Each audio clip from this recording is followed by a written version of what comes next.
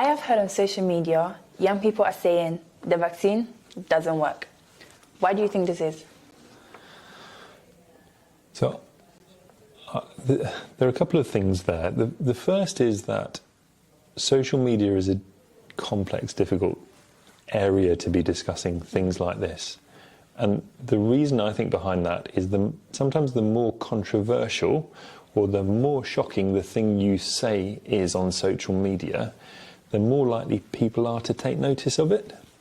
That makes sense? So people tend to tune in to the more alarming things.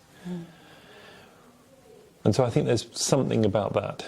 Because if you say this big national vaccination programme, it's all nonsense, you can develop a conspiracy theory and people start to listen to it because it sounds shocking, and then more people tune into it, and that sort of snowballs.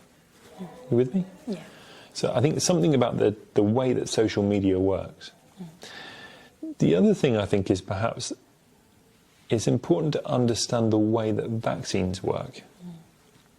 So the way that a vaccine works is it just sort of helps to prepare your immune system, so the part of the system in your body for fighting infections off, to make it as ready as possible and as good as possible at fighting off this infection if it comes across it.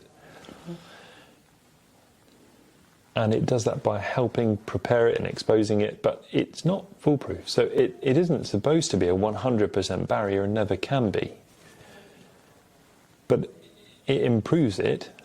Does that make sense? So I wonder if that idea that it doesn't work comes from the fact that some people will have the vaccine and will still get COVID, but they were always going to.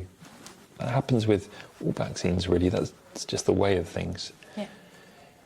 And then some people will get it and will get quite unwell with it. But again, that always happens with vaccines. What we want is fewer people to become unwell, fewer people to pass the vaccine on, and fewer people to get really ill with it. And it does seem to do all of those things really well.